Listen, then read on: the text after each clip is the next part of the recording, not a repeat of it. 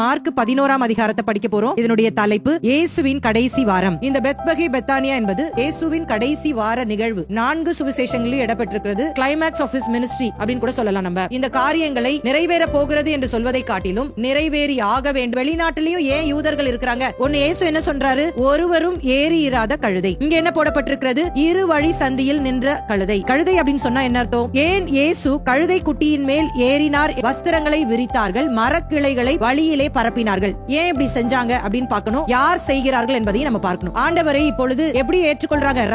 ராஜா தேவாலயத்துக்கு போகிறார். யூதர்களுக்கு 3 முக்கியமான மரங்கள் இருக்கிறது. இயேசு அவர் புதுசா ஒன்னு பிரசங்கிக்க மாட்டார். இதெல்லாம் எழுதப்பட்ட வார்த்தையோ அததான் மேற்கோளாக காட்டி அவர் உபதேசிப்பார். காசுக்காரர்கள் இருக்கிறவர்கள் யார்? அப்ப இந்த மரம் என்ன பண்ணிட்டு இருந்தது அப்படின்னா, எனக்குள்ள கனி இருக்கு அப்படின்னு சொல்லி நடிச்சுக்கிட்டு இருந்தது. இயேசு மிகவும் வெறுக்கிற ஒரு பாவம் என்னவென்று சொன்னால், இப்ப இந்த இஸ்ரவேல் இயேசுவின் நாட்கள்ல எப்படி இருந்துச்சுன்னா, அவங்க வாழ்க்கையில என்ன இல்ல. 2 வகையான கிறிஸ்தவத்தை நாம் பார்க்கலாம். அப்ப நமக்கு என்ன எச்சரிப்பு? ஜெபத்திற்கு தகுதியாக இந்த இடத்திலே 2வது ஒரு காரியத்தை இயேசு கற்றுக் கொடுக்கிறார். எதுக்காக நம்ம அப்படி செய்யணுமா? அப்ப நம்மள மன்னிக்கிற அளவுகோலை இங்கே இயேசு கற்றுக் கொடுக்கிறார். அது என்ன அளவுகோல்? இயேசு ரொம்ப ஞானமா இந்த இடத்துல பதில் சொல்றத பார்க்கலாம்.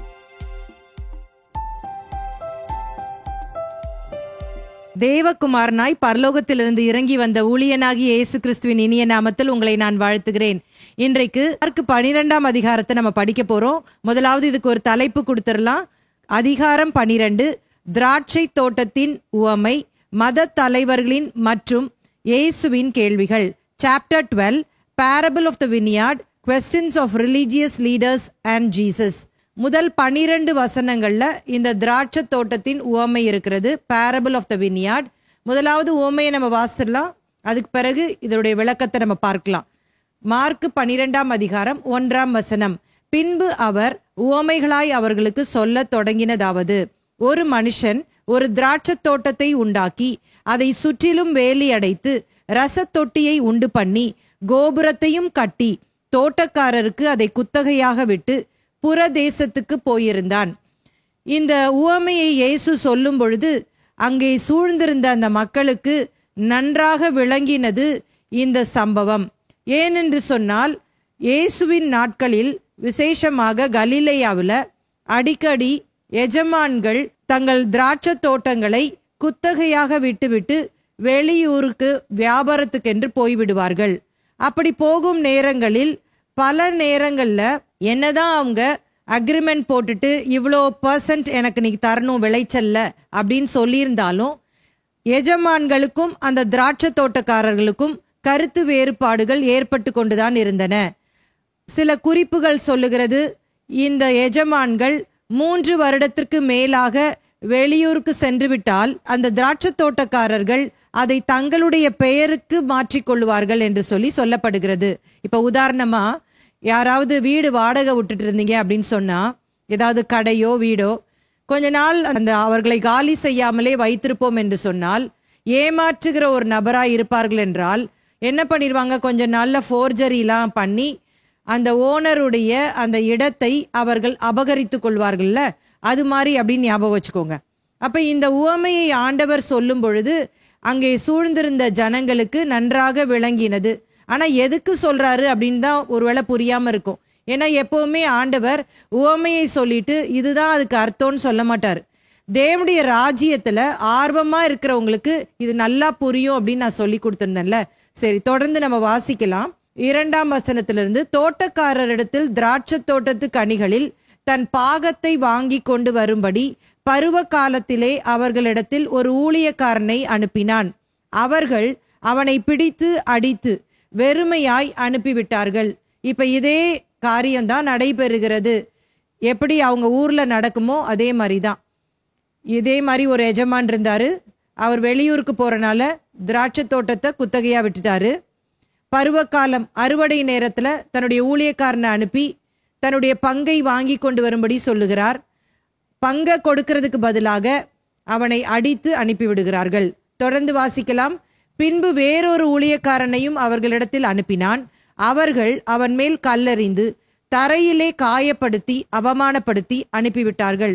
மறுபடியும் வேறொருவனை அனுப்பினான். அவனை அவர்கள் கொலை செய்தார்கள். வேறு அநேகரையும் அனுப்பினான். அவர்களில் சிலரை அடித்து சிலரை கொன்று போட்டார்கள். பொறுமையுள்ள எஜமான் மறுபடியும் கோவப்படாம ஊழியக்காரர்களை ஒருவர் பின் ஒருவராக அனுப்பி கொண்டே இருக்கிறார். ஒவ்வொருவரையும் இந்த திராட்சை தோட்டக்காரர்கள் டேக் இட் ஃபார் கிராண்டட் மாதிரி, இவருடைய பொறுமையை சோதிக்கிற மாதிரி அவர்களை சிலரை அடிக்கிறாங்க, சிலரை கொலையே செய்துடுறாங்க.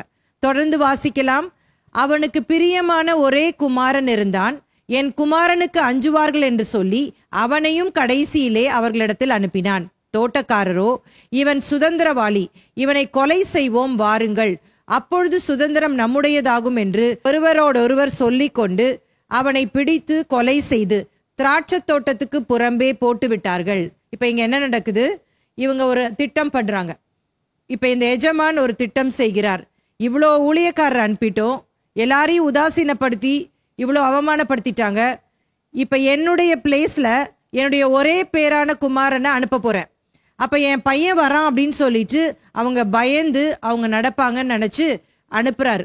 ஆனா இவர்களோ அந்த மகனை பார்த்தவுடன், இவன்தான் என்னுடைய எஜமானுக்கு சுதந்திரவாளி, இவனை க்ளோஸ் பண்ணிட்டோம் அப்படின்னு சொன்னா இந்த திராட்சை தோட்டத்தை முழுசுமே நம்ம எடுத்துக்கலாம் அப்படின்ற பேராசையில என்ன பண்ணிடுறாங்க, இவனை பிடித்து அவனை கொலை செய்கிறார்கள்.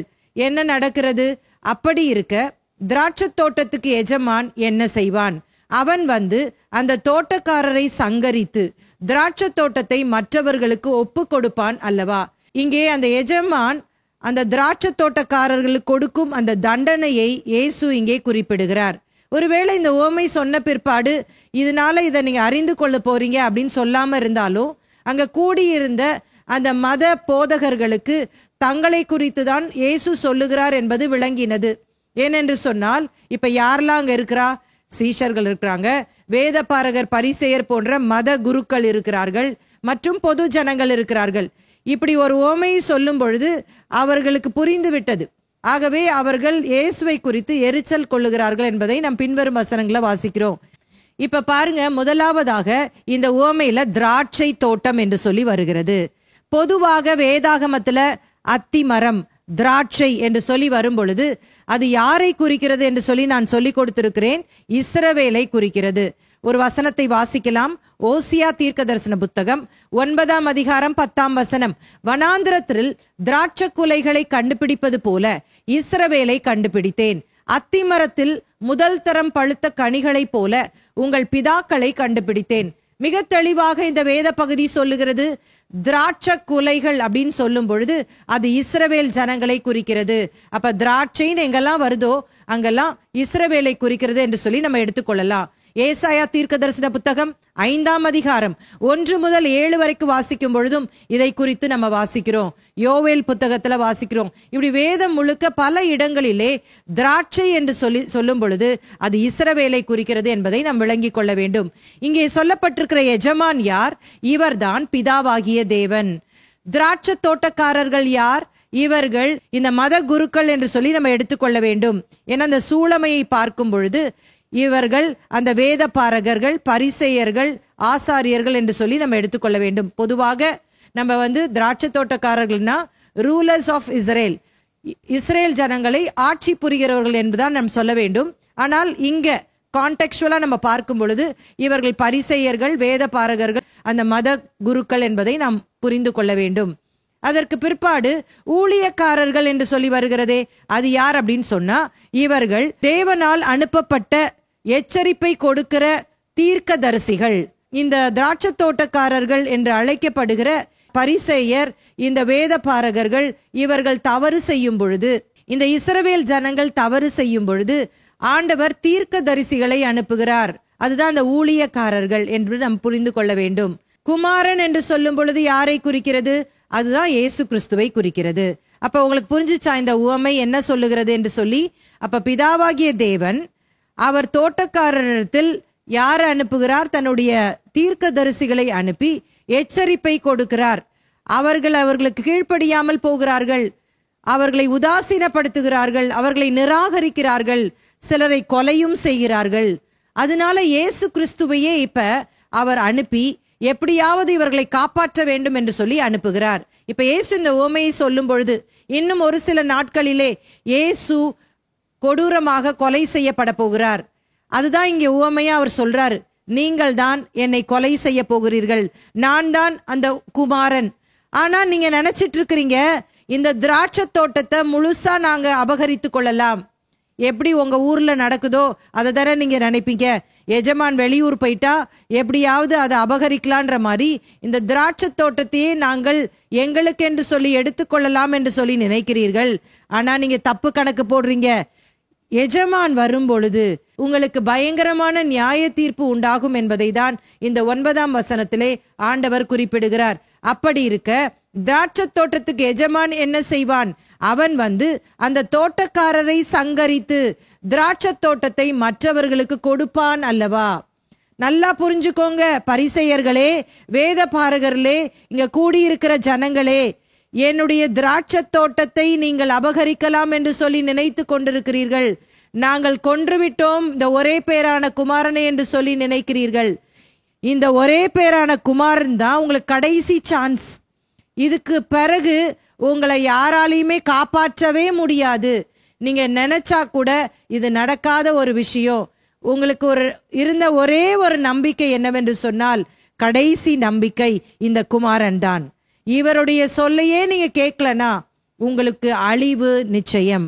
உங்களால பரலோகத்திற்கு வர முடியாது. நீங்கள் நித்திய ஜீவனை சுதந்தரித்து கொள்ள முடியாது என்பதை தான் இந்த இடத்துல இயேசு குறிப்பிடுகிறதை நாம் பார்க்கலாம்.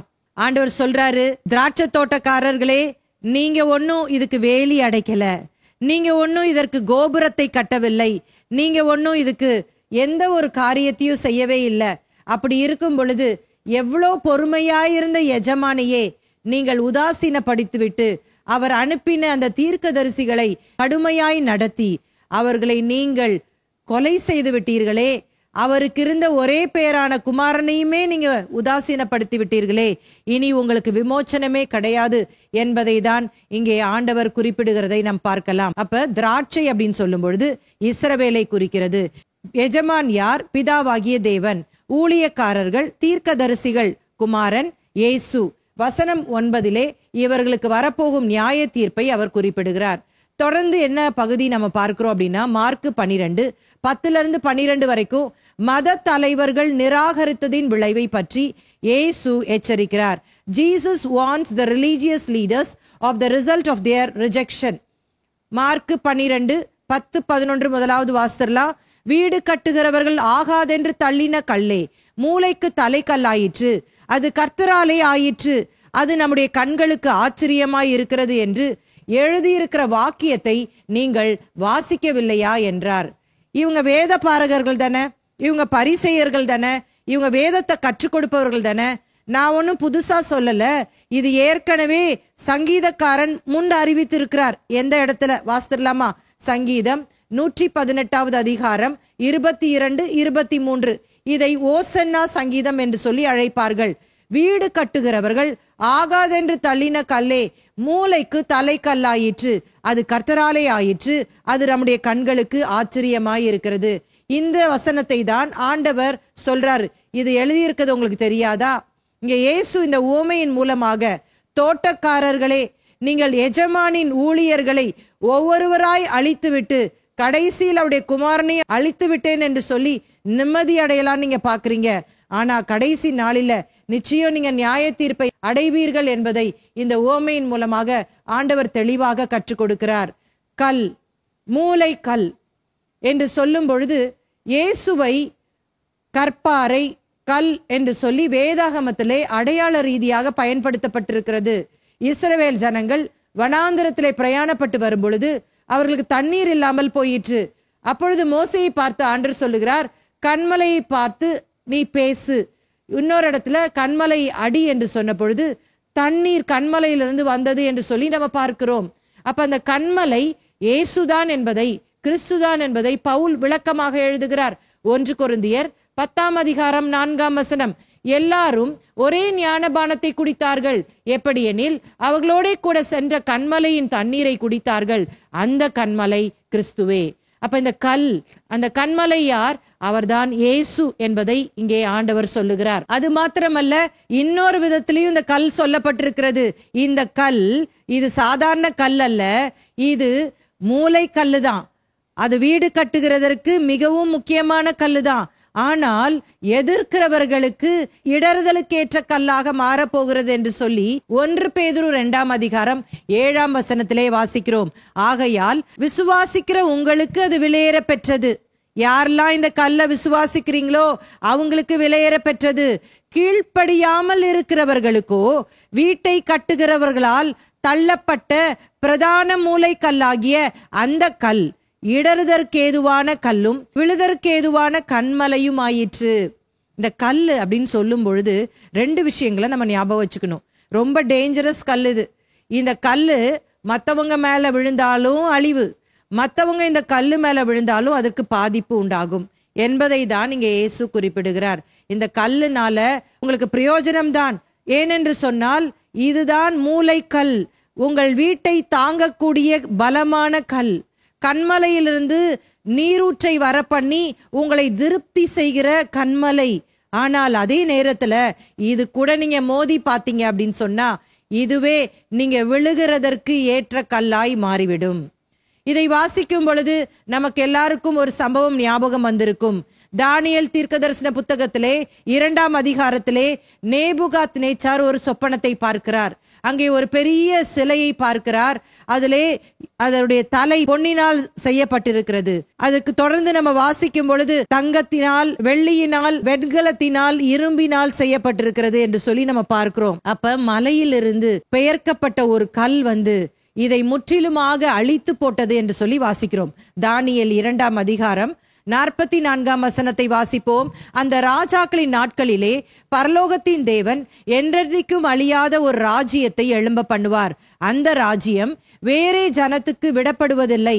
ஒரு கல் கையால் பெயர்க்கப்படாமல் மலையிலிருந்து பெயர்ந்து உருண்டு வந்து இரும்பையும் வெண்கலத்தையும் களிமண்ணையும் வெள்ளியையும் பொன்னையும் நொறுக்கினதை நீர் கண்டீரே, அப்படியே அது அந்த ராஜ்யங்களை எல்லாம் நொறுக்கி நிர்மூலமாக்கி தானோ என்றென்றைக்கும் நிற்கும். இந்த கல் யார்? இவர் கிறிஸ்துவை குறிக்கிறது. இவர்தான் இயேசு. இவர் கடைசி நாட்களிலே இவர் ராஜாவாக இந்த பூமியிலே வீற்றிருக்க போகிறார். இந்த பொன், வெள்ளி, வெண்கலம், களிமண், இரும்பு இதெல்லாம் ஒவ்வொரு ராஜ்யத்தை குறிக்கிறது. இந்த ராஜ்யங்கள் எல்லாம் முற்றிலுமாய் அழிக்கப்பட்டு இயேசு ராஜாதி ராஜாவாக இந்த பூமியிலே வீற்றிருக்க போகிறார் என்பதை தான் இந்த பகுதி நமக்கு விளக்குகிறது. தொடர்ந்து வாசிக்கலாம். 12ஆம் அதிகாரம் 12ஆம் வசனம். இந்த உவமையை தங்களை குறித்து சொன்னார் என்று அவர்கள் அறிந்து அவரை பிடிக்க வகை தேடினார்கள். ஆனாலும் ஜனத்துக்கு பயந்து அவரை விட்டு போய்விட்டார்கள். இப்ப இவங்களுக்கு நல்லா புரிஞ்சிருச்சு. இயேசு இந்த காரியத்தை சொன்ன உடனே எங்களை தான் இவர் சொல்றாரு அப்படின்னு சொல்லி புரிஞ்சிருச்சு. அதனால இவர் மேல பயங்கர கோபம், எரிச்சல். எவ்வளோ தைரியம் இருந்தா நாங்க மத போதகர்கள், நாங்கள் தான் ஜனத்தை நடத்தக்கூடியவர்கள், நீ எப்படி இப்படி சொல்லலாம் அப்படின்னு சொல்லிட்டு அவர் மேல் கை போட, அவர் மேல் கொலை செய்ய வகை தேடினார்கள். ஆனால் ஜனங்களுக்கு பயந்ததுனால கோவத்துல அவரை விட்டு போயிட்டாங்க அப்படின்னு சொல்லி இந்த வேத பகுதி சொல்லுது. தொடர்ந்து அடுத்த பகுதிக்கு போயிடலாம்.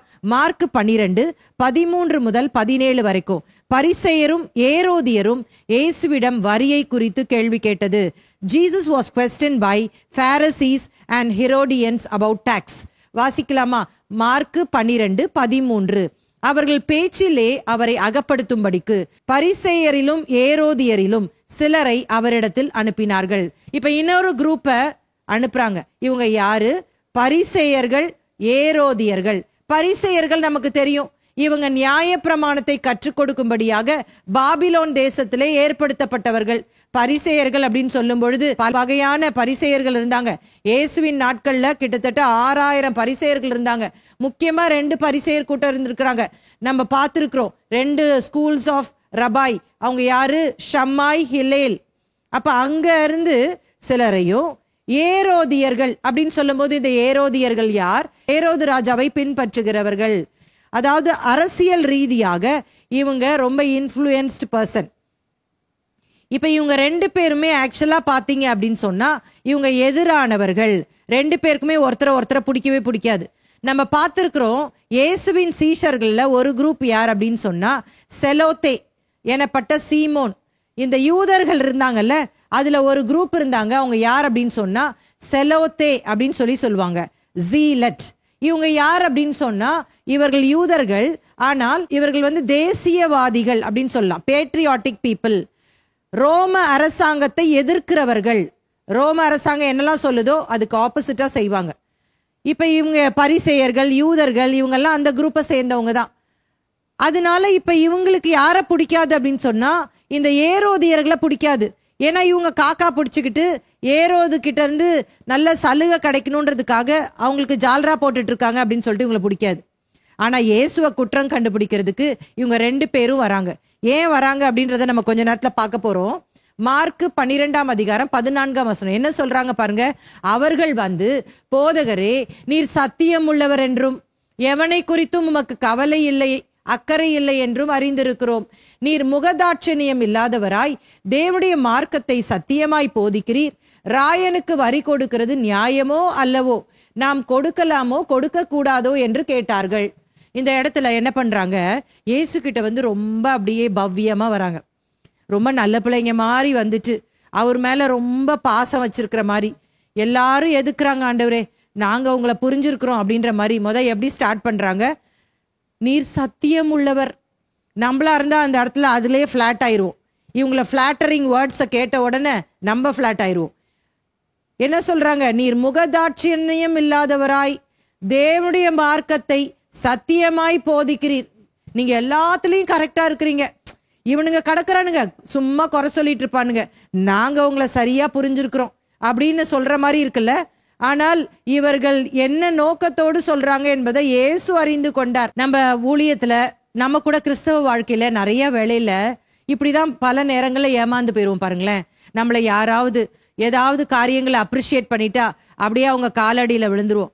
ஆனா சில வேளையில அவங்க எதுக்காக நம்மளுக்கு பாராட்டு கொடுப்பாங்கன்னா நம்மளை கவுத்துறதுக்காக தான் இருக்கும், நம்மளை காலவாரி விடுறதுக்காக தான் இருக்கும். நம்ம ரொம்ப ஜாக்கிரதையா இருக்கணும்.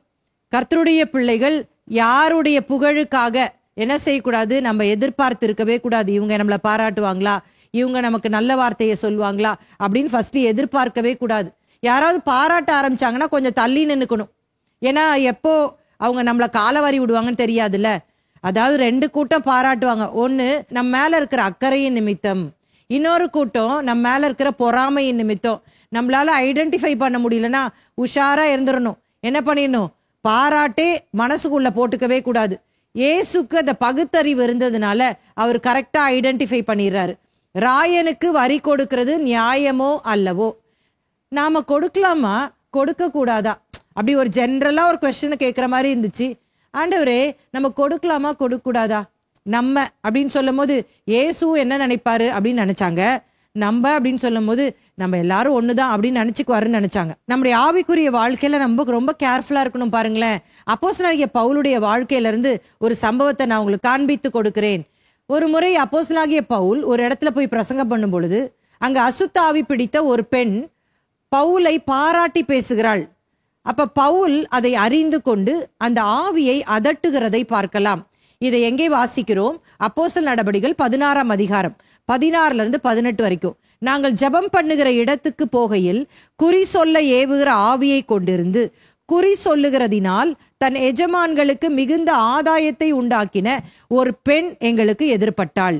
அவள் பவுலையும் எங்களையும் பின்தொடர்ந்து வந்து, இந்த மனுஷர் உன்னதமான தேவனுடைய ஊழியக்காரர், ரட்சிப்பின் வழியை நமக்கு அறிவிக்கிறவர்கள் என்று சத்தமிட்டாள். இப்படி அநேக நாள் செய்து கொண்டு வந்தாள். பவுல் சினங்கொண்டு திரும்பி பார்த்து, நீ இவளை விட்டு புறப்படும்படி இயேசு கிறிஸ்துவின் நாமத்தினாலே உனக்கு கட்டளையிடுகிறேன் என்று அந்த ஆவியுடனே சொன்னான். அந்நேரமே அது புறப்பட்டு போயிற்று. இப்ப நீங்களும் நானும் அந்த இடத்துல இருந்திருந்தோம்னா நம்ம என்ன யோசித்திருப்போம்? யாரோ ஒரு பெண், யாரோ ஒரு நபர் வந்து நம்முடைய பிரசங்கத்தை உற்சாகமா கேட்குறாங்க. யாருமே அங்க பேசல. ஆனா அந்த பெண்ணோ அந்த நபரோ திடீர்னு சொல்றாங்க, உங்களை மாதிரி கர்த்தருடைய வார்த்தையை போதிக்கிறவங்க வேற யாருமே இல்லை, அப்படியே தேவனே இறங்கி வந்த மாதிரி இருக்கு அப்படின்னா நம்ம என்ன யோசிப்போம்? இது வரைக்கும் என் ஊழியத்துல நான் செஞ்ச காரியத்தை யாருமே பாராட்டவே இல்லையே, ஐயோ இந்த சகோதரியை போல இந்த நபரை போல வேறொரு உண்டா, நீயாவது புரிஞ்சிருக்கிறியேம்மா, என் கூட்டத்திலலாம் நீ கரெக்டா வந்து உட்காந்துடுற, ரொம்ப சந்தோஷமா இருக்குது, எனக்கு உற்சாகத்தை கொடுக்குது அப்படின்னு நம்ம சொல்லியிருப்போம். ஆனால் பவுல் என்ன பண்றாருன்னா அவளுக்குள்ள இருந்த அந்த அசுத்த ஆவியை ஐடென்டிஃபை பண்றாரு. இன்னைக்கு பிசாசு நிறைய வேலையில நம்மளை விழ வைக்கிற ஒரு ட்ராப்பே என்ன அப்படின்னு சொன்னா, இப்படிப்பட்ட போலியான பாராட்டுகளை கொடுத்து நம்மளை விழ வச்சிருவான். நமக்கு பெருமையை கொடுக்கும்படியாக இப்படிப்பட்ட காரியங்களை கொண்டு வந்து விடுவான். ஆகவேதான் நாம் மிகுந்த ஜாக்கிரதையாக இருக்க வேண்டும். இயேசுவின் நாட்கள்ல 3 முக்கியமான வரிகள் ரோமர்களால் யூதர்களுக்கு விதிக்கப்பட்டது. முதலாவது நிலவரி, கிரவுண்ட் டாக்ஸ். இது யார் செலுத்தணும் அப்படின்னு சொன்னா, யாரெல்லாம் நிலங்கள் வைத்திருந்தார்களோ, விவசாயம் செஞ்சாங்களோ அவங்கெல்லாம் செலுத்தணும். தானியங்களை விளைவிக்கிறவர்கள் 10% வரியை ரோமர்களுக்கு செலுத்த வேண்டும். இதுவே அவங்க ஒலிவ மரம் மற்றும் திராட்சை வச்சிருந்தாங்க அப்படின்னு சொன்னா 20% வரியை ரோமர்களுக்கு செலுத்தணும். இதை தாண்டி இன்னொரு வரி இருந்துச்சு. அது என்ன அப்படின்னு சொன்னா இன்கம் டாக்ஸ், வருமான வரி. அவங்க வருமானத்துல 1%, 1% ரோமர்களுக்கு செலுத்த வேண்டும். மூன்றாவது ஒரு வரி கொடுக்கப்பட்டிருந்தது. அது என்ன அப்படின்னா தேர்தல் வரி. இது எல்லாருமே செலுத்த வேண்டும். இப்ப மேல சொன்ன 2 வரி நிலம் இருந்தா செலுத்தினா போதும், வருமான வரி வருமானம் இருக்கிறவங்க செலுத்தினா போதும். ஆனா தேர்தல் வரி அப்படின்னு சொல்லும் பொழுது எல்லா குடிமக்களும், எல்லா சிட்டிசன்ஸும் செலுத்த வேண்டும். பார்க்க போனால் ஒரு ஆண் 14 வயது முதல் 65 வரைக்கும் அவன் செலுத்த வேண்டும். பெண்ணாய் இருந்தால் 12 வயது முதல் 65 வரைக்கும் செலுத்தணும். இவங்க எவ்வளவு செலுத்தணும்னா வருடத்திற்கு 1 டினாரியஸ் என்று சொல்லி போடப்பட்டிருக்கிறது. 1 டினாரியஸ் என்பது 1 நாள் கூலி என்று சொல்லப்படுகிறது. அப்ப இயேசு கிட்ட என்ன கொஸ்டின் கேட்கிறாங்க, வரி செலுத்தணுமா செலுத்தக்கூடாதா அப்படின்னும் போது அந்த ராயனுக்கு இந்த தேர்தல் வரியை செலுத்த வேண்டுமா செலுத்தக்கூடாதா என்பதை குறித்து தான் இங்க பேசுறாங்க. இப்ப இயேசு செலுத்தக்கூடாது அப்படின்னு சொல்லிட்டா இங்க யார் இருக்கிறா? ஏரோதியர்கள் இருக்கிறாங்க. இவங்க நேரா போய் என்ன பண்ணிடுவாங்க? அரசாங்கத்துக்கு ரிப்போர்ட் பண்ணிடுவாங்க. அவங்க இயேசுவை அவர்கள் பிடித்து கொண்டு போய் விடுவார்கள். ஏன்னா இப்படிப்பட்ட தேர்தல் வரியை செலுத்தாதவர்கள் குற்றம் செய்தவர்களாக, கிரைம் அப்படின்னு சொல்லி நிர்ணயிக்கப்படும். ஆகவே இந்த காரியத்திலே எப்படியாவது இயேசுவை விழ வைத்து விட வேண்டும் என்று சொல்லி ரெடியா இருந்தாங்க. இதே இயேசு கண்டிப்பா செலுத்தி தான் ஆகணும் அப்படின்னு சொல்லிட்டா பரிசேயர்கள் என்ன சொல்லுவாங்க அப்படின்னா, இவர் சரியான பயந்தாங்கொலி. யூதர்கள் என்ன பண்ணணும்? இஸ்ரவேலின் தேவனுக்கு தான் பயந்து இருக்கணும். இஸ்ரவேலின் இறையாண்மைய இவர் மதிக்காம, மோசையின் நியாயப்பிரமாணத்துக்கு கீழ்ப்படியாம இந்த ரோம அரசாங்கத்துக்கு போய் கீழ்ப்படுகிறார். இவரெல்லாம் ஒரு தீர்க்கதரிசியா அப்படின்னு சொல்லலான்னு வெயிட் பண்ணிட்டு இருந்தாங்க. இப்ப இயேசு இவர்களுடைய இந்த மாயமான காரியத்தை அறிந்து கொள்ளுகிறார். இவங்க அப்படியே பார்த்துட்டே இருக்காங்க. எப்படியோ நல்லா இப்ப மாட்டிக்கிட்டாரு. இப்ப இயேசு என்ன பண்றாரு பாருங்க. மார்க்கு 12, 15, 16 அவருடைய மாயத்தை அவர் அறிந்து, நீங்கள் என்னை ஏன் சோதிக்கிறீர்கள்? நான் பார்க்கும்படி ஒரு பணத்தை என்னிடத்தில் கொண்டு வாருங்கள் என்றார். அவர்கள் அதை கொண்டு வந்தார்கள். அப்பொழுது அவர், இந்த சொரூபமும் மேலெழுத்தும் யாருடையது என்று கேட்டார். ராயனுடையது என்றார்கள். ரொம்ப அழகாக இந்த இடத்துல இயேசு இதை கையாளுகிறதை பார்க்கலாம். இந்த யூதர்கள் 6ஆம் ஆண்டிலிருந்து 6 AD இந்த வரியை செலுத்த வேண்டியது இருந்தது. நான் சொன்னேன், சில யூதர்கள் அரசாங்கத்தை எதிர்த்து அவங்க செலுத்த மாட்டாங்க. இப்ப இயேசுடைய சீஷர்லயே ஒருத்தருடைய பேர் செலோத்தே எனப்பட்ட சீமோன், சைமன் த ஜீலட். அப்ப இவர் ரோம அரசாங்கத்துக்கு எதிரானவர். இயேசுட அந்த 12 பேர்லயே ஒருத்தர் அப்படி இருக்கிறாருல. அப்போ இவங்கெல்லாம் என்ன பண்ண மாட்டாங்கன்னா, ரோம அரசாங்கத்தை எதிர்த்து அவங்க செலுத்த மாட்டாங்க. அதனால ரொம்ப கவனமா பார்த்துட்டு இருக்கிறாங்க. இப்ப இயேசு பணத்தை கொண்டு வாங்க. இந்த பணத்துல யாருடைய படம் இருந்தது? ராயனுடையது இருந்துச்சு. இது மாதிரிதான் இருக்கும். இந்த ஸ்கிரீன்ல உங்களுக்கு காட்டுறேன் பாருங்களேன். இந்த நாணயத்துல இப்ப இயேசுவின் நாட்கள்ல ஆட்சி புரிந்த அந்த திபேரு ராயனுடைய தலை இருந்தது. சீசர் டிபேரியஸ் அவனுடைய தலை இருந்தது. அவனுடைய தலையை சுற்றிலும் அப்படியே ஒரு செமி சர்க்கிள்ல Tiberius Caesar the divine Augustus அப்படின்னு எழுதப்பட்டிருந்தது. மறுபுறத்திலே பாண்டிஃபெக்ஸ் மேக்சிமஸ் அப்படின்றது எழுதப்பட்டிருந்தது. அது ஒரு லத்தீன் சொல். அதனுடைய அர்த்தம் என்ன என்று சொன்னால், சீசர் ரோம பேரரசின் தலைமை மத குருவாக இருந்தார். Caesar was the high priest of the Roman empire அப்படின்னு போட்டிருந்துச்சு அந்த காயின்ல. இப்ப இயேசு அந்த காயினை எடுத்துட்டு அதை பார்க்கும் பொழுது யாருடையதுன்னு கேட்கிறாரு. உடனே ராயனுடையதுன்னு சொல்றாங்க. இயேசு என்ன சொல்றாரு? 17ஆம் வசனம், அதற்கு இயேசு, ராயனுடையதை ராயனுக்கும் தேவனுடையதை தேவனுக்கும் செலுத்துங்கள் என்றார். அவர்கள் அவரை குறித்து ஆச்சரியப்பட்டார்கள். ரொம்ப அழகா பதில் கொடுக்கிறார் பாருங்களேன். ராயனுடையதுன்னா ராயனுக்கு செலுத்துங்கள். நான் நினைக்கிறேன் அவர் எடுத்து அந்த காயினை பார்க்கும் பொழுது அவருக்கு ஞாபகம் வந்திருக்கும், இன்னும் ஒரு சில நாட்களிலே இந்த ராயன் தான் என்னை ஆணிகளால் கைகளிலே குத்தி என்னை சிலுவையிலே அறைய போகிறான். ஆனாலும் நான் இந்த ராயனுக்கு நான் உயிரோடு இருக்கும் வரைக்கும் வரி செலுத்த வேண்டும் என்று சொல்லி யோசித்திருப்பார். அப்ப இந்த ஜனங்கள் எல்லாம் ஆச்சரியப்படுறாங்க ஆண்டுடைய பதிலை பார்த்து. கிறிஸ்தவர்களாகிய இருக்கிற நமக்கு 2 குடியுரிமைகள் இருக்கிறது. ஒன்று பூமிக்குரிய குடியுரிமை, இன்னொன்று பரலோகத்திற்குரிய குடியுரிமை. நிறைய பேர் என்ன யோசிப்போம் அப்படின்னு சொன்னா, நம்ம தான் ரட்சிக்கப்பட்டுட்டோமே, இந்த பூமிக்கு நமக்கும் எந்த சம்பந்தமும் இல்லை, நம்ம இயேசு ராஜாவுக்கு எல்லாத்துக்கும் பதில் கொடுத்தா போதும் அப்படின்னு நினைப்போம். அதாவது நம்முடைய கிறிஸ்தவத்திலேயே ஒரு பிரிவினர் இருக்கிறாங்க. அவங்க யார் அப்படின்னு சொன்னா, இவர்கள் இந்திய சட்ட திட்டங்களுக்கு கீழ்ப்படிய மாட்டார்கள். உதாரணமாக நம்முடைய இந்தியன் பிளாக கூட சல்யூட் பண்ண மாட்டாங்க, நேஷனல் ஆந்தம் பாட மாட்டாங்க, தேசிய கீதம் பாட மாட்டாங்க. ஏன் அப்படின்னு சொன்னா, அவங்க சொல்லுவாங்க எங்களுக்கு இயேசுதான் ராஜா, அதனால இந்த உலகத்தின் ராஜாக்கு நாங்கள் அடிபணிய மாட்டோம். அது மாதிரிதான் இந்த செலோத்தே குரூப் இருந்தாங்க. ஆனா ஆண்டவர் இங்க கற்றுக் கொடுக்கிறார், இந்த உலகத்துல இருக்கிற வரைக்கும் நீங்கள் அரசாங்கத்திற்கு நீங்கள் கீழ்ப்படிய வேண்டும். நான் தான் அவர்களை ஏற்படுத்தி இருக்கிறேன், உங்களுக்கு ராஜாவாக, உங்களை ஆளுகை செய்கிறவராக நான் தான் ஏற்படுத்தி இருக்கிறேன். அவர்களை நீங்கள் கனம் பண்ண வேண்டும். அப்ப 18 வயசுக்கு மேல லைசன்ஸோட தான் ஓட்டணும் அப்படின்னா லைசன்ஸோட தான் ஓட்டணும். வருமான வரி கட்டணும்னா கட்டணும், நிலவரி, வாட்டர் டேக்ஸ் இது எல்லாம் நம்ம கட்டணும். கட்டாம எப்படியாவது கவர்மெண்ட்டை ஏமாத்தலாமான்னு நினைக்க கூடாது. கிறிஸ்தவர்கள் தான் இதை கண்டிப்பா செய்யணும் அப்படின்னு தான் வேதம் நமக்கு சொல்லுகிறது. ஆனால் ஒரு காரியத்தை நாம் நினைவிலை வைத்துக் கொள்ள வேண்டும். நம்முடைய ராஜா யார்? இயேசு. அவர் கொடுத்திருக்கிற சட்டதிட்டங்கள் எது? வேத புத்தகம். இந்த சட்டதிட்டங்களுக்கு நாம் ஒவ்வொரு நாளும் கீழ்ப்படிந்து நடக்க வேண்டும். இந்த இயேசு ராஜாவின் சட்டதிட்டங்களுக்கு விரோதமாக நம்முடைய தேசத்தின் சட்டதிட்டங்கள் மாறுமானால் நாம் அதற்கு கீழ்ப்படிய வேண்டிய அவசியம் இல்லை. நல்லா புரிஞ்சுக்கணும். இப்போ ஒருவேளை நம்முடைய அரசாங்கம் சொல்லுது எங்களை மட்டும்தான் நீங்க வணங்கணும், இல்லாவிட்டால் இந்த கடவுளை மட்டும்தான் வணங்க வேண்டும், இயேசுவை நீங்கள் வணங்கக்கூடாது, இயேசுதான் தேவன் என்று சொல்லக்கூடாது என்று சொல்லுமானால் நாம் அந்த சட்டத்திட்டத்திற்கு கீழ்ப்படிய வேண்டிய அவசியம் இல்லை. இதை 1 பேதுரு 2ஆம் அதிகாரம் 17ஆம் வசனத்துல ரொம்ப அழகாக பேதுரு குறிப்பிடுகிறார். தேவனுக்கு பயந்திருங்கள், ராஜாவை கனம் பண்ணுங்கள். பாத்தீங்களா, செமிகோலன்ல போட்டிருக்கு. அப்படின்னா ஒரு கண்டினியூஸ் ஸ்டேட்மெண்ட்னு அர்த்தம். தேவனுக்கு பயப்படுங்க, கண்டிப்பா செய்யணும், அதுதான் முதல் காரியம். ஆனா அதே நேரத்துல ராஜாவை கனம் பண்ணுங்கள். அப்போஸ்தலனாகிய பவுலுடைய வாழ்க்கையிலையும் இதை குறித்து நம்ம பார்க்கிறோம். ஏன் இவங்க இந்த நிலைக்கு ஆனார்கள்? இந்த யூதர்கள் நமக்கு நல்லா தெரியும், சரித்திரம் நமக்கு கொடுக்கப்பட்டிருக்கிறது. ஆண்டவர் இந்த இஸ்ரவேல் ஜனங்களை தன்னுடைய சொந்த ஜனமாக ஆண்டவர் தெரிந்து கொண்டார்.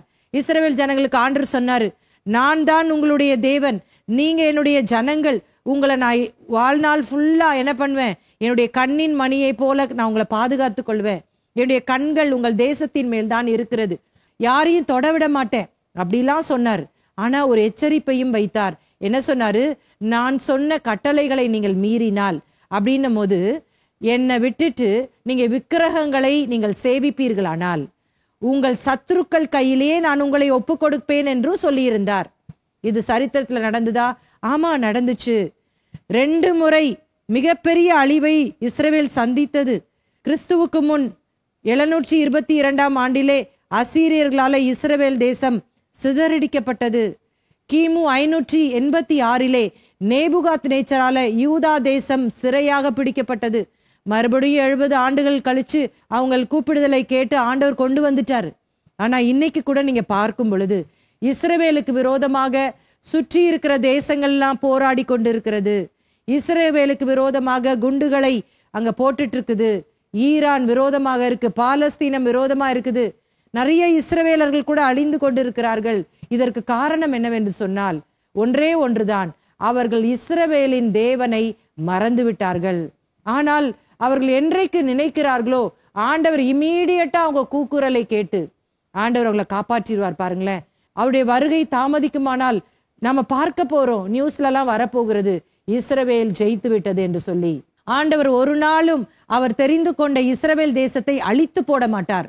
இப்படி எச்சரிப்புகளை தான் கொடுப்பார். அதே தான் இப்ப நடந்துட்டு இருக்கு. இவர்கள் ஏன் ரோம அரசாங்கத்துக்கு கீழே இருக்கிறாங்க? ஏன் இந்த அடிமைத்தனத்துக்குள்ள இருக்கிறாங்க?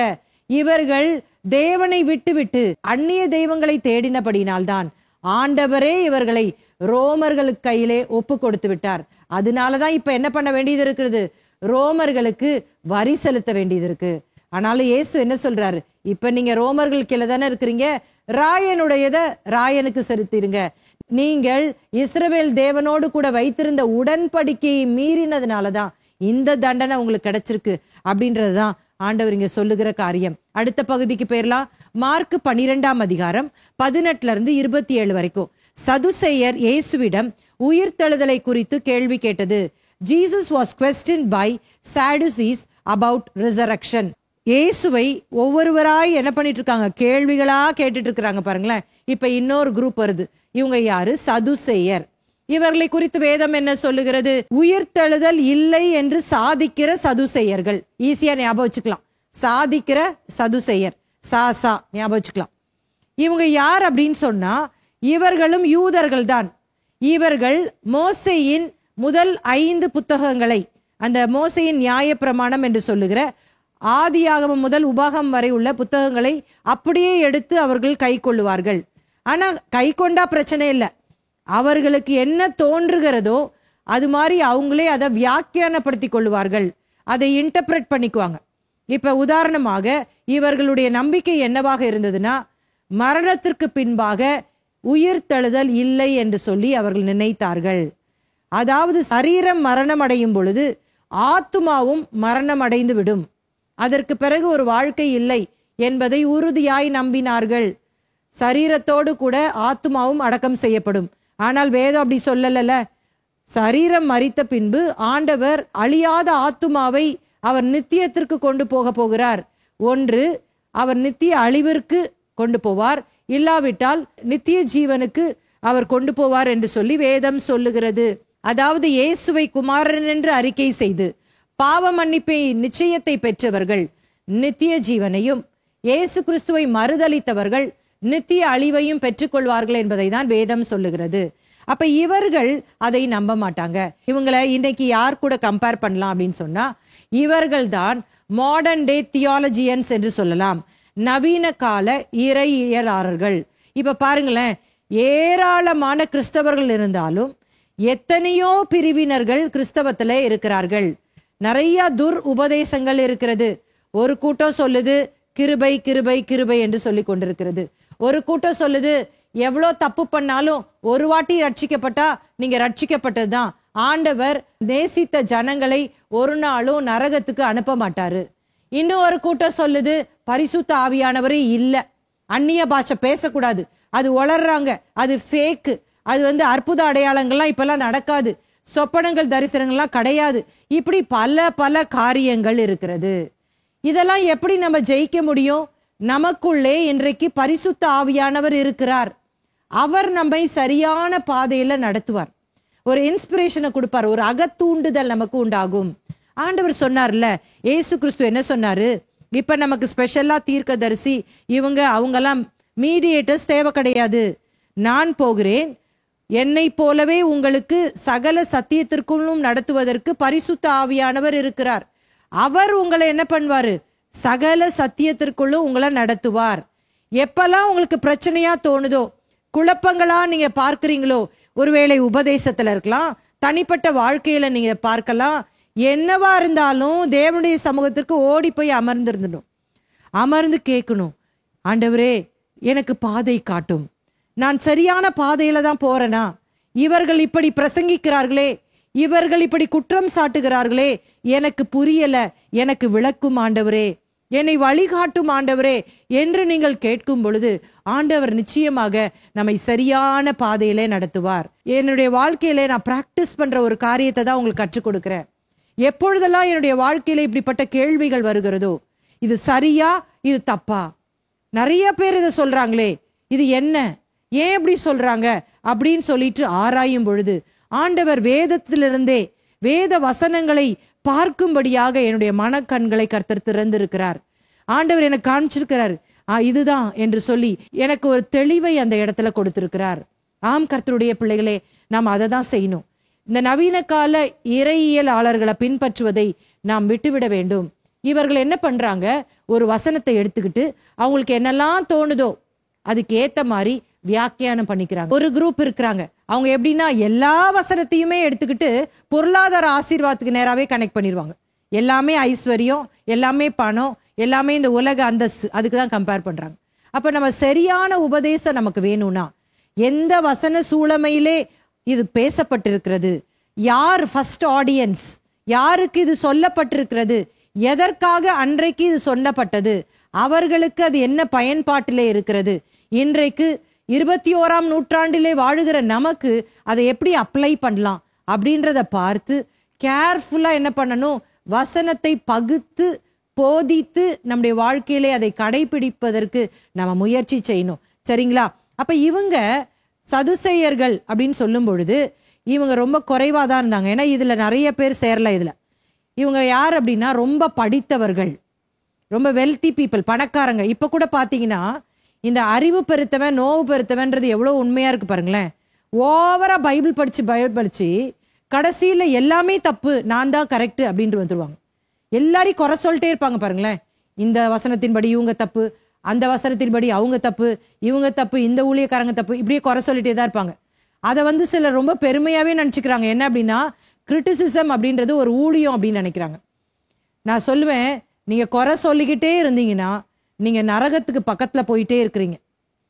ஃபர்ஸ்ட் நீங்க குறைகளை பார்க்கிறீங்களா?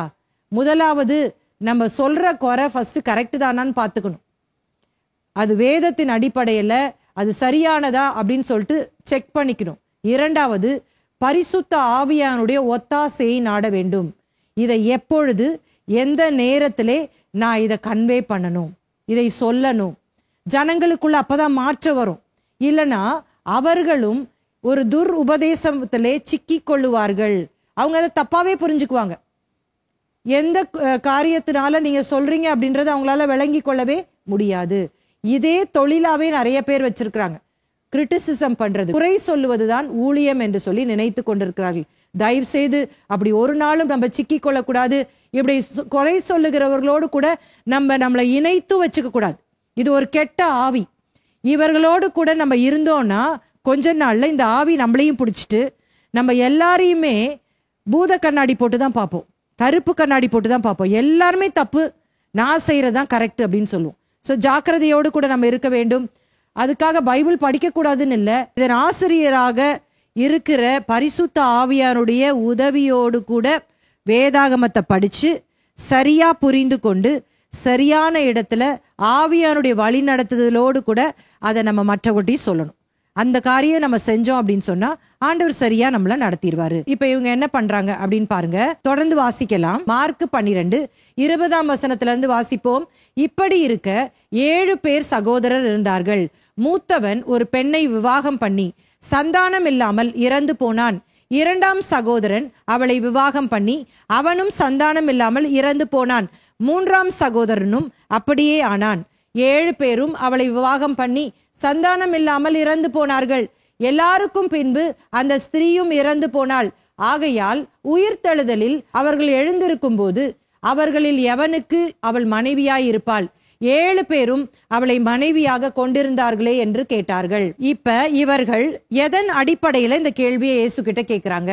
இப்ப என்ன சொல்றாங்க? ஒருத்திய திருமணம் பண்றான், பிள்ளை இல்லாம அவன் செத்து போயிடறான். அப்ப அவனுடைய சகோதரன் அவளை திருமணம் செய்யறாங்க. அப்ப அவளுக்கும் பிள்ளை இல்லை, அதனால அவனும் செத்து போயிடறான். அவன் மூலமாகவும் இவளுக்கு பிள்ளை இல்லாம போயிருது. இதே மாதிரி 7 சகோதரர்கள் இருந்தாங்க. 7 பேரும் திருமணம் செஞ்சாங்க. 7 பேருக்கும் பிள்ளை இல்லை. இவங்க மரித்து போயிடுறாங்க எல்லாருமே. அவங்க உயிர்த்தெழுதல்ல யாருக்கு இவள் மனைவியா இருப்பா அப்படின்றதுதான் இவங்க கேள்வி. இது எதன் அடிப்படையில கேட்கிறாங்க அப்படின்னு சொன்னா, பழைய ஏற்பாட்டிலே உபாகம புத்தகத்திலே 25ஆம் அதிகாரத்தை வாசிக்கும் பொழுது அங்கே ஒரு காரியத்தை ஆண்டவர் எழுதி வைத்திருக்கிறார். அதாவது ஒருவன் ஒருத்தியை திருமணம் செய்துவிட்டு அவர்கள் பிள்ளை பெறுவதற்கு முன்பாக அவன் மரித்து விட்டால் கட்டாயமாக அவருடைய சந்ததி பெருகும்படியாக அந்த இறந்து போன மனிதன், அந்த பிரதர் இன் லா, அந்நிய திருமணம் செஞ்சுக்கணும். இதுதான் நியாயப்பிரமாணம். நீங்க வாஸ்து பார்த்தீங்கன்னா உங்களுக்கு தெரியும். அப்படி அவங்க திருமணம் செய்து கொள்ளவில்லை என்று சொன்னால் அது மிகவும் ஒரு அவமானமான ஒன்று. இந்த திருமணத்தை லெவிரேட் மேரேஜ் என்று சொல்லி அழைக்கிறார்கள். ஏன்னா லாட்டின்ல லேவர் என்று சொன்னால் பிரதர் இன் லா என்று சொல்லி அர்த்தம். அப்ப இவன் யாராவது ஒரு தம்பி அந்நிய திருமணம் செய்ய மாட்டேன் அப்படின்னு சொல்லிட்டா என்ன செய்யணும் அப்படின்றதும் அந்த பகுதியில் சொல்லப்பட்டிருக்கு. அவன் முகத்திலே துப்பி அவன் மூப்பர்கள்ட்ட கொண்டு போகணும். அவர்கள் திரும்ப கேட்பாங்க, நீ ஒழுங்கா இவளை திருமணம் பண்ணிப்பியா மாட்டியா? பண்ணிக்க மாட்டேன் அப்படின்னு சொன்னா என்ன செய்யணும்னு சொல்லிட்டு உபாகமம் 25:9-10 வசனங்களிலே வாசிக்கிறோம். அவன் சகோதரனுடைய மனைவி மூப்பரின் கண்களுக்கு முன்பாக அவனிடத்தில் வந்து அவன் காலில் இருக்கிற பாதரட்சியை கழற்றி அவன் முகத்திலே துப்பி தன் சகோதரன் வீட்டை கட்டாதவனுக்கு இப்படியே செய்யப்பட வேண்டும் என்று சொல்ல கடவள். இஸ்ரவேலில் அப்படிப்பட்டவன் வீடு பாதரட்சை கழற்றி போட்டவன் வீடு எனப்படும். பாத்தீங்களா, இந்த காரியத்தை வச்சுதான் இப்ப இயேசு கிட்ட இவங்க இந்த சந்தேகத்தை எழுப்புறாங்க. ஏன்னா அவங்க அப்படியே என்ன பண்ணுவாங்க, பழைய ஏற்பாட்டை நம்புவாங்க. அதனாலதான் அவங்க இந்த மாதிரி காரியத்தை கேட்கிறாங்க. இப்ப இயேசு அவங்களுக்கு என்ன பதில் சொல்றாருன்னு பாருங்க. மார்க் 12:24-25 இயேசு அவர்களுக்கு பிரதியுத்தரமாக, நீங்கள் வேத வாக்கியங்களையும் தேவனுடைய வல்லமையும் அறியாததினால் அல்லவா தப்பானம் எண்ணம் கொள்ளுகிறீர்கள். மரித்தோர் உயிரோடு எழுந்திருக்கும் போது கொள்வனையும் கொடுப்பனையும் இல்லை. அவர்கள் பரலோகத்தில் இருக்கிற தேவ தூதரை போல் இருப்பார்கள். மரித்தோர் எழுந்திருப்பதை பற்றி நான் ஆபிரகாமின் தேவனும் ஈசாக்கின் தேவனும் யாக்கோபின் தேவனுமாய் இருக்கிறேன் என்று தேவன் முட்செடியை குறித்து சொல்லிய இடத்தில் மோசையின் ஆகமத்தில் அவனுக்கு சொன்னதை நீங்கள் வாசிக்கவில்லையா? அவர் மரித்தோருக்கு தேவனாயிராமல் ஜீவன் உள்ளோருக்கு தேவனாய் இருக்கிறார். ஆகையால் நீங்கள் மிகவும் தப்பான எண்ணம் கொள்ளுகிறீர்கள் என்றார். இப்ப இயேசு இங்க, நீங்க மோசையின் நியாயப்பிரமாணத்துல தானே கேள்வி கேட்கிறீங்க. இப்ப நானும் சொல்றேன் உங்களுக்கு, மோசையின் நியாயப்பிரமாணம் என்ன சொல்லுகிறது என்று சொல்லி அது வச்சே நான் உங்களுக்கு கற்றுத்தரேன் பாருங்களேன் அப்படின்னு சொல்றாரு. முதல்ல என்ன சொல்றாரு, நீங்க பைபிள தப்பான எண்ணத்தோடு கூட நீங்க படிச்சீங்க அப்படின்னா தப்பா தான் புரிஞ்சுக்குவீங்க. 2 விஷயத்த சொல்றாரு. 2 வகையில் நீங்க தவறு செய்றீங்க. ஒண்ணு என்ன அப்படின்னா, வேதத்தை ஒழுங்கா நீங்க புரிஞ்சு கொள்ள மாட்டேங்கிறீங்க. 2வது, தேவனுடைய வல்லமைய அறியாம இருக்கிறீங்க. இப்ப நம்ம நடைமுறை வாழ்க்கையிலேயே இதை பார்க்கலாம். ஒண்ணு, பைபிள் படிக்கும்போது இந்த கமெண்ட்ரி அந்த கமெண்ட்ரி, இவன் எழுதுனது அவன் எழுதுனதுன்னு எல்லாத்தையும் பார்த்துட்டு ஒழுங்கா என்ன பண்ணல, புரியல உங்களுக்கு. 2வது, தேவனுடைய வல்லமைய அறியாம இருக்கிறீங்க. தேவனுடைய வல்லமை என்பது என்ன? பரிசுத்த ஆவியானவர் நமக்கு கொடுக்கப்பட்டிருக்கிறார். இதையே நீங்க புறக்கணிக்கிறீங்க. உங்க சுய பலத்துல நிக்க பாக்குறீங்க. இதனாலதான் இவ்வளோ பிரச்சனையும். தப்பா நீங்க இன்டர்பிரட் பண்ணிட்டு இருக்கிறீங்க. நீங்க கெடுகிறது மாத்திரம் இல்ல, மற்றவங்களையும் கெடுத்து கொண்டிருக்கிறீர்கள் அப்படின்னு சொல்லிட்டு இப்ப எக்ஸ்பிளைன் பண்றாரு. என்ன சொல்றாரு, மரித்தோர் எழுந்திருப்பதை பற்றி நான் ஆபிரகாமின் தேவனும் ஈசாக்கின் தேவனும் யாக்கோபின் தேவனுமாய் இருக்கிறேன். ஏன் இப்படி சொல்றாரு பாருங்களேன். நான் இதை யோசித்து பார்த்தேன். ஏன் ஆண்டவர் இப்படி சொல்லணும்? ஆபிரகாம், ஈசாக்கு, யாக்கோபு பாஸ்ட் டென்ஸ்ல இருந்தார்ல, கடந்த காலத்துல வாழ்ந்த பரிசுத்தவான்கள். இப்ப என்ன இவர் சொல்றாரு, நான் யாக்கோபின் தேவனும், பிரசன்ட் டென்ஸ்ல பேசிட்டு இருக்காரு. ஈசாக்கின் தேவனும் யாக்கோபின் தேவனுமாய் இருக்கிறேன். என்ன சொல்லி இருக்கணும்? ஆபிரகாம் தேவனாய் இருந்தேன், ஈசாக்கின் தேவனாய் இருந்தேன், யாக்கோபின் தேவனாய் இருந்தேன் தானே சொல்லியிருக்கணும். ஆனா இவர் இந்த நிகழ்காலத்துல சொல்றாரு. அப்படின்னா என்ன அர்த்தம் அப்படின்னா, ஆபிரகாம், ஈசாக்கு, யாக்கோபு அவர்கள் பழைய ஏற்பாட்டு பரிசுத்தவான்கள் தான். அவர்கள் மரித்து விட்டார்கள் தான். ஆனால் நிச்சயமாக அவர்கள் உயிர்த்தெழுதலில் எழுந்திருக்க போகிறார்கள். அவர் உயிர்த்தெழுதலின் தேவன் என்பதை இங்கே காண்பிக்கிற வகையில தான் அவர் சொல்றாரு. அது எங்க சொன்னாராம்? தேவன் முட்செடியை குறித்து சொல்லிய இடத்தில். அப்படின்னா யாத்திராகமம் 3ஆம் அதிகாரத்திலே மோசேட்ட ஆண்டவர் முட்செடியின் வழியாக பேசுறார் பாருங்களேன். அந்த இடத்துல சொல்லிய வார்த்தைன்னு இங்க மேற்கோளாக காட்டுகிறார். நீங்க தானே சொல்றீங்க மோசே சொன்ன ஆகமத்தை நம்புவேன்னு. அங்கதான் இது இருக்கு. அவனுக்கு சொன்னதை நீங்க வாசிக்கவில்லையா? அவர் மரித்தோருக்கு தேவனாயிராமல் ஜீவன் உள்ளோருக்கு தேவனாய் இருக்கிறார். அதனாலதான் நான் இப்படி சொல்றேன், ஆபிரகாமின் தேவனும் ஈசாக்கின் தேவனும் யாக்கோபின் தேவனுமாய் இருக்கிறேன். ஏன் இப்படி தப்பா யோசிக்கிறீங்க? ஆகையால் நீங்கள் மிகவும் தப்பான எண்ணம் கொள்ளுகிறீர்கள் என்பதை இந்த இடத்துல இயேசு சொல்லுகிறதை பார்க்கலாம். அதனாலதான் அப்போஸ்தலனாகிய பவுல் தீமோத்தேயுக்கு எழுதும் பொழுது சொல்லுகிறார், 2 தீமோத்தேயு 1ஆம் அதிகாரம் 13ஆம் வசனத்திலே, நீ கிறிஸ்து இயேசுவை பற்றும் விசுவாசத்தோடும் அன்போடும் என்னிடத்தில் கேட்டிருக்கிற ஆரோக்கியமான வசனங்களின் சட்டத்தை கை கொண்டிரு. ஆரோக்கியமான வசனங்களின் சட்டத்தை கை கொள்ளணும்.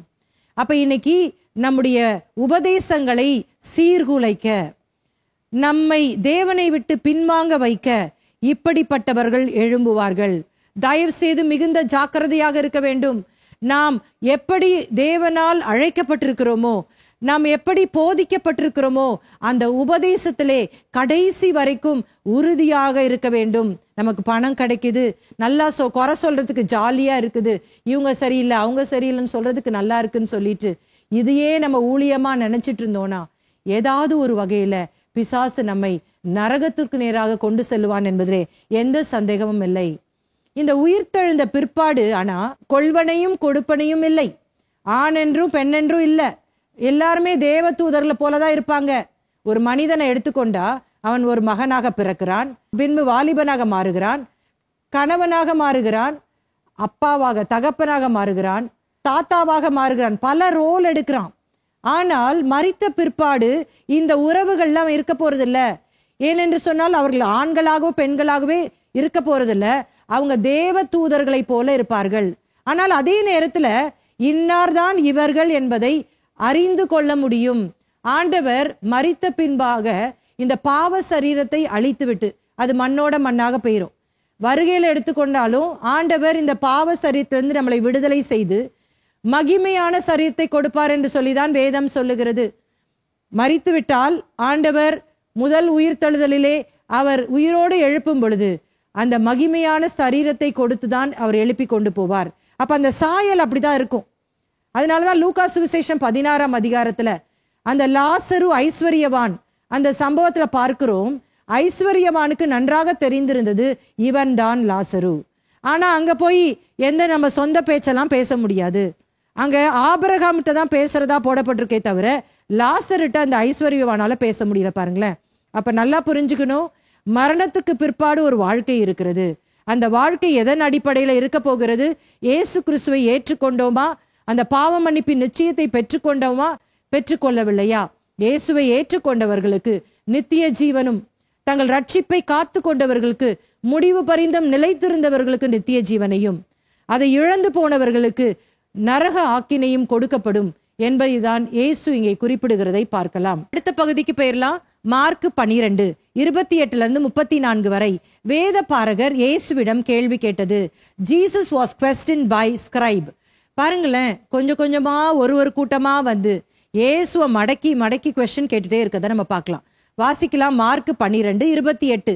வேத பாரகரில் ஒருவன் அவர்கள் தர்க்கம் பண்ணுகிறதை கேட்டு அவர்களுக்கு நன்றாய் உத்தரவு சொன்னார் என்று அறிந்து அவரிடத்தில் வந்து கற்பனைகளில் எல்லாம் பிரதான கற்பனை எதுவென்று கேட்டான். இது என்னமோ ரொம்ப கரெக்டா பண்ற மாதிரி நமக்கு இங்க தெரியுதுல்ல. சதுசேயர் இயேசு கிட்ட சண்டை போட்டுட்டு இருக்கிறாங்க, ஆர்கியூ பண்ணிட்டு இருக்காங்க. இயேசு என்ன பதில் கொடுத்தாரு அப்படின்றத இந்த வேத பாரகன் கேட்டுட்டு இருக்கிறான். சரியா சூப்பரா கொடுத்தாரு பாருங்க அப்படின்னு சொல்லி இவன் இங்க யோசிச்சுட்டு, இப்ப நான் இயேசு கிட்ட ஒரு கேள்வி கேட்க போறேன். மோசே கொடுத்த பிரமாணங்கள்ல பிரதான கற்பனை எது அப்படின்னும் போது ஏதோ இவன் நல்லவன் போல நம்ம யோசிக்கிறோம். இவன் நல்லவன் இல்ல. இவன் என்ன யோசிக்கிறான் அப்படின்னா, சதுசேயரை இவர் என்ன பண்ணிட்டாரு, நல்லா நோஸ் கட் பண்ண அனுப்பிட்டாரு. ஏன்னா சதுசேயரை இவங்களுக்கு பிடிக்காது, இவங்க ரெண்டு பேர் ஆப்போசிட் கூட்டம், அதனால இவங்களுக்கு பிடிக்காது. நல்லா மூக்கடி பட்டுட்டு போனியா அப்படின்னு இவனுக்கு உள்ளத்துல ஒரு சந்தோஷம்.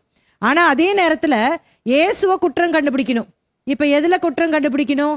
மோசேயின் நியாய பிரமாணத்தை இப்ப கேட்டு இதுல ஏதாவது இயேசுட்ட கண்டுபிடிக்க முடியுமான்னு பார்க்கலாம். மோசேயின் நியாய பிரமாணத்தை இவர் குறைச்சு சொல்றாரா, அப்ப இவர் மேல குறை சொல்லிடலாம் அப்படின்னு ஒரு வேத பாரகன் வந்ததாக போடப்பட்டிருக்கிறது. பிற சுவிசேஷங்கள்ல இந்த வேத பாரகன் ஒரு நியாயசாஸ்திரி என்று சொல்லப்பட்டிருக்கிறது. நியாயசாஸ்திரினா யாரு? லாயர். அவன் லாயர் எப்ப பார்த்தாலும் என்ன பண்ணுவான்? குற்றம் தான் கண்டுபிடிச்சிட்டு இருப்பான். அதை தான் இங்க செய்யறான். இயேசு என்ன சொல்றாரு? 29 இயேசு அவனுக்கு பிரதியுத்தரமாக, கற்பனைகளில் எல்லாம் பிரதான கற்பனை எதுவென்றால், இஸ்ரவேலே கேள், நம்முடைய தேவனாகிய கர்த்தர் ஒருவரே கர்த்தர். உன் தேவனாகிய கர்த்தரிடத்தில் உன் முழு இருதயத்தோடும் உன் முழு ஆத்துமாவோடும் உன் முழு மனதோடும் உன் முழு பலத்தோடும் அன்பு கூறுவாயாக என்பதே பிரதான கற்பனை.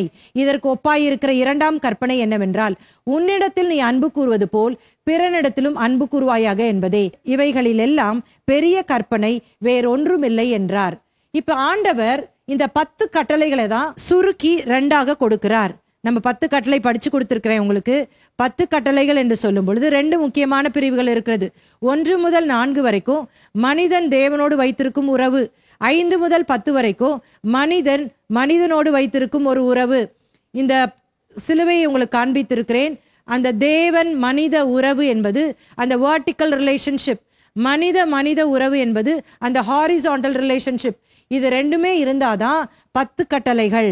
இப்ப இயேசு சொல்றாரு, இந்த முதல் 4 சொன்னேன்ல, அதுல அந்த 4த்தையும் சேர்த்து ஒரே கட்டளையா கொடுக்குறேன்.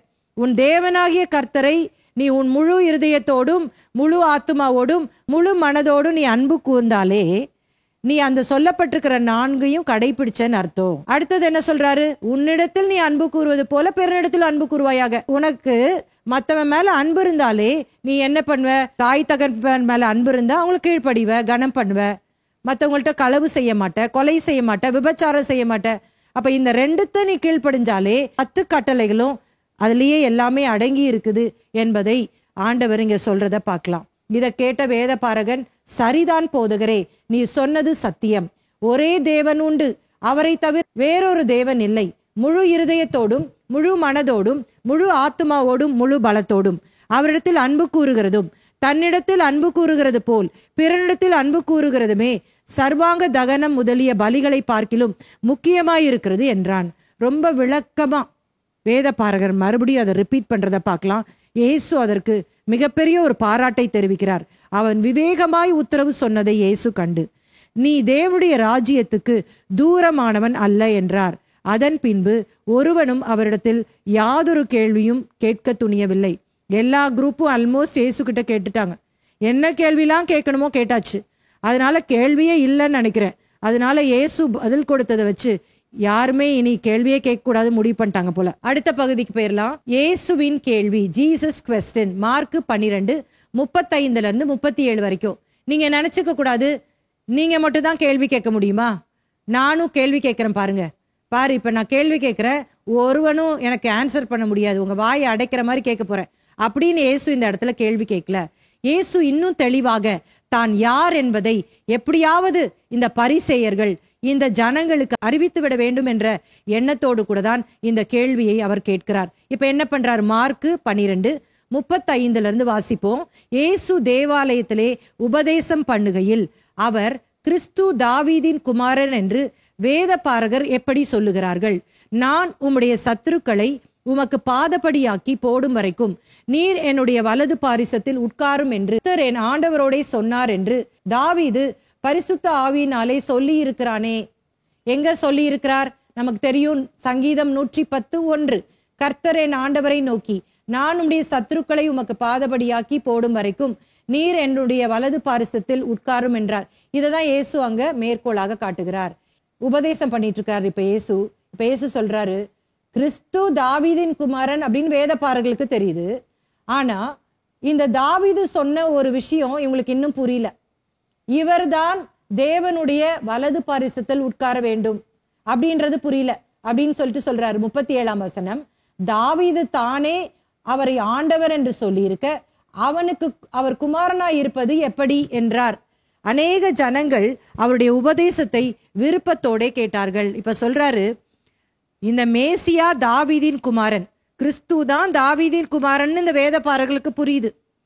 ஆனா இந்த தாவீதுக்கே இந்த கிறிஸ்து தான் ஆண்டவர், அது பேசிட்டு இருக்க நான் தான் அவர்களுக்கு ஆண்டவர் என்பது இவங்களுக்கு விளங்கி கொள்ளலையே அப்படின்றதுதான் இங்க இயேசுடைய காரியம். இந்த வேத பாரகர்கள் மேசியா யாரு? அவர்தான் கிறிஸ்து, அவர்தான் இஸ்ரவேல் ஜனங்களை ரட்சிக்க போகிறவர், இதெல்லாம் நன்கு அறிந்திருந்தோம் என்று சொல்லி நினைத்திருந்தார்கள். ஆனால் இப்பொழுது மேசியா அவங்க கிட்ட பேசிட்டு இருக்கத அவங்களால அறிந்து கொள்ள முடியல, புரிந்து கொள்ள முடியல. அதை தான் இங்க ஆண்டவர் எடுத்து சொல்லுகிறார். தாவீதுக்கு கர்த்தர் தாவீது மூலமா தான் வந்தார், அதான் இதற்கு அர்த்தம். அப்ப இப்ப உங்களுக்கு புரிஞ்சிருக்கும் நான் நினைக்கிறேன். அடுத்த பகுதிக்கு போயிடலாம். மார்க் 12:38 வரைக்கும். இயேசு வேத பாரகரின் மாய்மாலத்தை எச்சரிக்கிறார். Jesus warns the hypocrisy of the scribes. பின்னும் அவர் உபதேசம் பண்ணுகையில் அவர்களை நோக்கி, நீண்ட அங்கிகளை தரித்து கொண்டு திரியவும், சந்தை வெளியில் வந்தனங்களை அடையவும், ஜப ஆலயங்கள் முதன்மையான ஆசனங்களில் உட்காரவும், விருந்துகளில் முதன்மையான இடங்களில் இருக்கவும் விரும்பி விதவைகளின் வீடுகளை பட்சித்து பார்வைக்கு நீண்ட ஜெபம் பண்ணுகிற வேத பாரகரை குறித்து எச்சரிக்கையாயிருங்கள், அவர்கள் அதிக ஆக்கினையை அடைவார்கள் என்றார். மார்க் ரொம்ப ஷார்ட்டா அவருடைய காரியத்தை எழுதுறாரு. இதே மத்தேயு எழுதும் பொழுது மத்தேயு 23ஆம் அதிகாரம் முழுவதும் வேத பாரகரே பரிசேயரே, வேத பாரகரே பரிசேயரே என்று சொல்லி இவர்களுடைய மோசமான செயல்பாடுகளை ஜனங்களுக்கு சுட்டி காட்டி 8 விதமான நியாய தீர்ப்பை இயேசு சொல்லி இருப்பார்.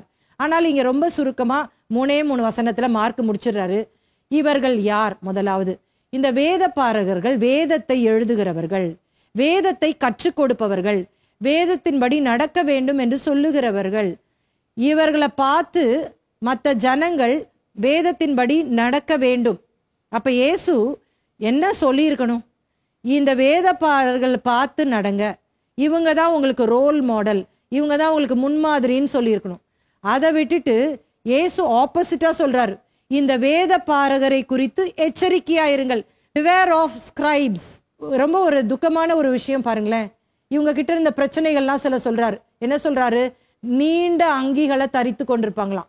அப்படின்னா நான் நினைக்கிறேன், பெரிய அங்கிகளை போட்டுட்டு அப்படியே ஒலாத்துவாங்களா இருக்கும், ஏதாவது ஒரு ஃபங்க்ஷன், ஏதாவது ஒரு பொதுவான இடங்கள்ல. எதுக்காக? அவங்கெல்லாம் வேலை செஞ்சுட்டு இருப்பாங்க, இவங்க பெரிய சூப்பர்வைசர் மாதிரி அப்படியே பெருமையா நாங்க பாருங்க பெரிய ஆளு அப்படின்னு காட்டிக்கிற மாதிரி. அப்புறம் என்ன சொல்லி இருக்குது? சந்தை வெளிகளில் வந்தனங்களை அடையவும்.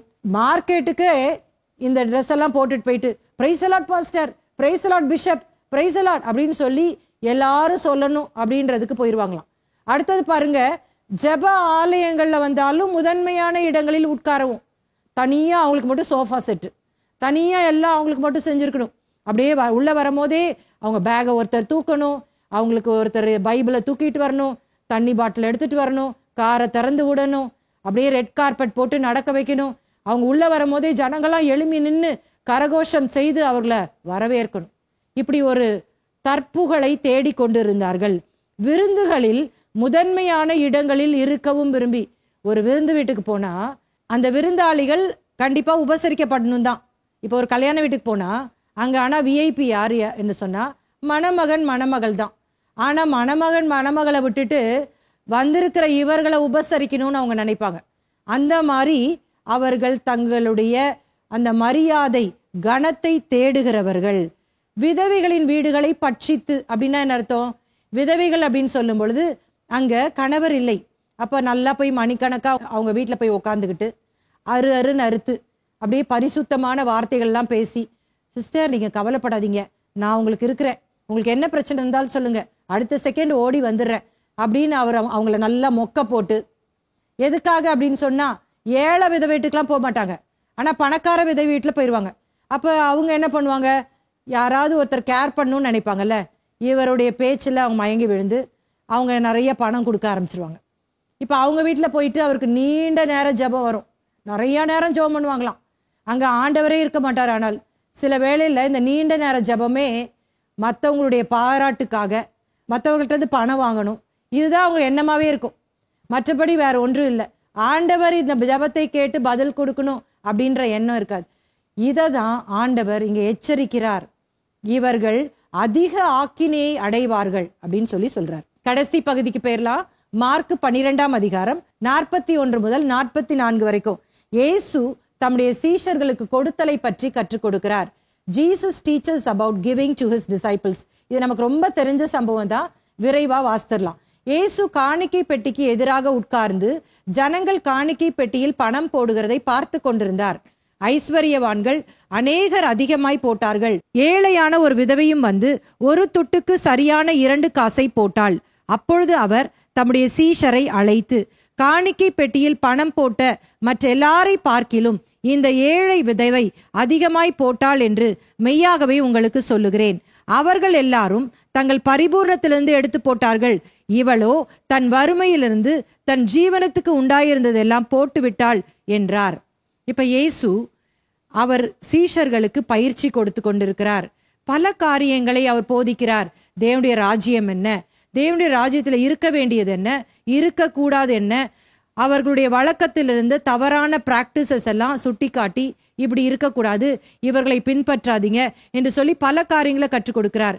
இப்ப இயேசு சீஷர்களுக்கு கொடுத்தலை பற்றி கற்றுக் கொடுக்க விரும்புகிறார். ஆகவே இப்ப என்ன பண்ணிடுறாரு, இயேசு காணிக்கை பெட்டி பக்கத்துல போய் உட்காந்துக்கிறார். அப்போ ஒவ்வொருத்தரா வந்து கட்டுக்கட்டா பணம் போடுறாங்க. அப்போ ஒரு ஏழை விதவையும் போடுறா. அவ என்ன பண்றா, 2 துட்டு போடுகிறார் என்று சொல்லி பார்க்கிறோம். ஆனால் இந்த இடத்துல இயேசு என்ன சொல்றாரு, மற்ற எல்லாரும் தங்கள் பரிபூர்ணத்தினாலே போடுகிறார்கள், இந்த ஏழை விதவையோ தன்னுடைய ஜீவனத்துக்கு வைத்திருந்த எல்லாவற்றையும் போட்டு விட்டாள் என்று சொல்லி சீஷர்கள்ட்ட சொல்றாரு. ஏன் சொல்றாரு அப்படின்னு சொன்னா, சீஷர்களே, நீங்க கொடுக்கிறது இப்படிதான் இருக்கணும். மற்றவங்க கொடுக்கும் பொழுதும் இதை தான் பார்க்கணும். நீங்க கொடுக்கும் பொழுது பணத்தை பார்க்க கூடாது, இருதயத்தை தான் பார்க்கணும். அவங்களுக்கு 10,000 ரூபாய் சம்பளம் அப்படின்னா அவங்க 5,000 ரூபாய் கொடுத்தாலும் அது பெரிய பாதிப்பை அவங்களுக்கு கொடுக்காது. 100 ரூபாய் சம்பளம் இருக்கிற ஒரு அம்மா 10 ரூபாய் போட்டா அது அவங்களுக்கு ரொம்ப முக்கியம், அது அவங்கள ரொம்ப பாதிக்கும். அவங்க எவ்வளோ தியாகம் பண்ணி அதை கொடுக்குறாங்க என்பதை நீங்க புரிந்து கொள்ளணும். அதாவது எவ்வளவு அளவு நீங்க கொடுக்குறீங்க அப்படின்றது முக்கியம் இல்லை, எவ்வளவு உங்களை பாதிக்கிறது, எவ்வளவு உங்களுக்கு மீதி இருக்கிறது என்பதுதான் கர்த்தருக்கு கொடுத்தல் என்ற அந்த காரியத்துல முக்கியமானது என்பதை கற்றுக் கொடுக்கிறார். ஒரே ஒரு வசனத்தை மாத்திரம் நம்ம வாசித்து நம்ம நிறைவு செய்ய போறோம். புதிய ஏற்பாட்டின் கொடுத்தல் என்பது 2 கொரிந்தியர் 9ஆம் அதிகாரம் 7ஆம் வசனம். அவனவன் விசனமாயும் அல்ல கட்டாயமாயும் அல்ல, தன் மனதில் நியமித்தபடியே கொடுக்க கடவன். உற்சாகமாய் கொடுக்கிறவனிடத்தில் தேவன் பிரியமாய் இருக்கிறார். புதிய ஏற்பாடு கொடுத்தல் என்பது என்ன? விசனமாயும் கொடுக்க கூடாது, கட்டாயமாவும் கொடுக்க கூடாது. அவனவன் மனதில் நியமித்தபடியே உற்சாகமாய் கொடுக்கணும். அதான் ரொம்ப இம்பார்ட்டன்ட், சியர்ஃபுல் கிவிங். அப்ப இன்னைக்கு நம்ம மார்க் 12ஆம் அதிகாரம் முழுமையா படிச்சுட்டோம். இதை தொடர்ந்து நீங்க படிங்க. கர்த்தர் இந்த வார்த்தைகள் மூலமாக நம்மோடு கூட பேசுவாராக. கண்களை மூடி நம்ம ஜெபிக்கலாமா? கிருபையும் இரக்கமும் உள்ள நல்ல தகப்பனே, இந்த மாலை வேளைக்காக ஸ்தோத்திரம். எங்களோடு பேசின உடைய மகத்தான வார்த்தைகளுக்காக நன்றி செலுத்துகிறோம் ஆண்டவரே. இந்த வார்த்தைகளின்படி நடக்க எங்களுக்கு பலன் தாரும். இயேசுவின் நாமத்தில் ஜெபிக்கிறோம் நல்ல பிதாவே, ஆமேன். கர்த்தர் உங்களை ஆசீர்வதிப்பார்.